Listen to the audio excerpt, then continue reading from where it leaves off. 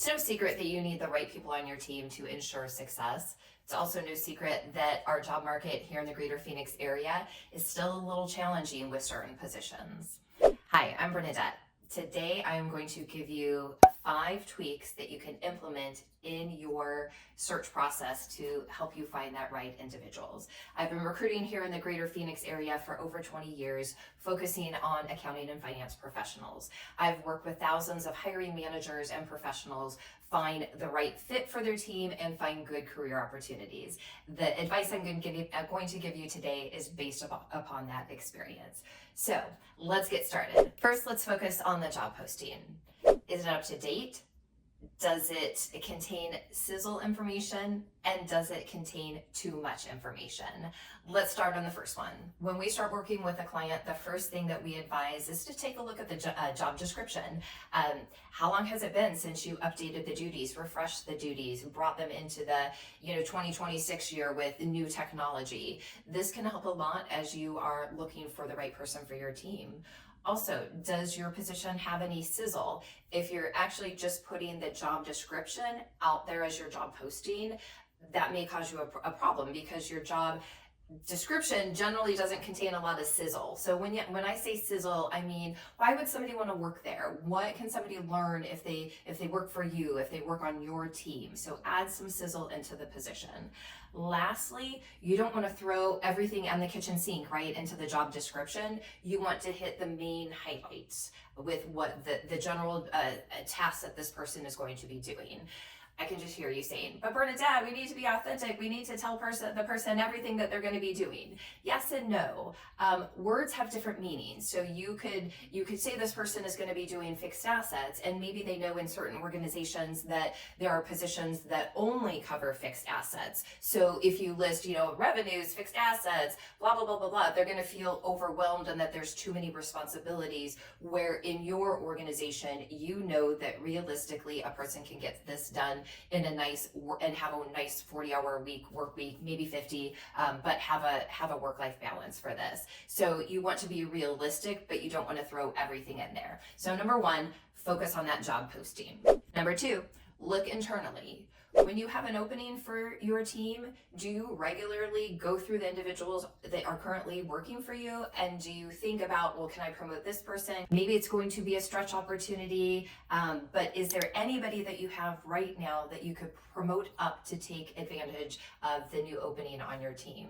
Conversely, if it's more entry level, is there somebody within your organization that maybe has the soft skills that you can train them on accounting?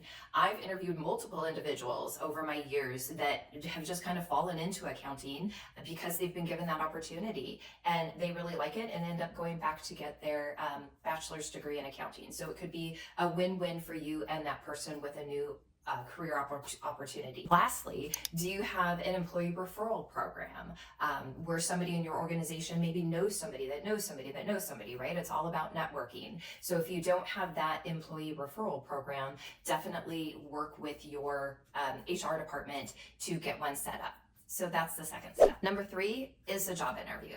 Are you really conducting a thorough job interview where you're getting the correct information from the person that you're interviewing? Now, I always say, candidates lie, companies lie. I know that sounds like a bad thing to say, but in reality, it's true. If you're interviewing somebody that really needs a job, chances are they're going to portray their skill set in the light that, so you see them as somebody that you want to hire, right? So they actually find a job. So I always recommend asking the same question in multiple ways. I've learned over the years that sometimes it takes 5 tries, asking the same question to get to the right answer that somebody has. So people are used to giving kind of non-answers, to a question. This is what I call the politician answers. So in order to drill down, always ask upon their answer. So they give you an answer. Okay, so can you give me an example of that? Or, can you break that down into the different steps? That way you take somebody that's just saying, I do month end close. Okay, great. Which accounts do you work with? And they still give you a general overview of what they're doing. Break it down into, going day by day, how's your day broken up? How is your week broken up? How is your month broken up? This way you're really going to drill down into the specifics of what somebody has done before, and do they have the competence to do the job that you want to hire them for. So definitely keep asking the question until you get an answer, right? Don't go with a politician answer. Get the answer. You're not being mean. You're not being disrespectful. You're just trying to drill down to getting the right answer. And if you're offending somebody as you're drilling down into getting that answer, which I will tell you that does happen, that's probably not the right type of person that you want to hire.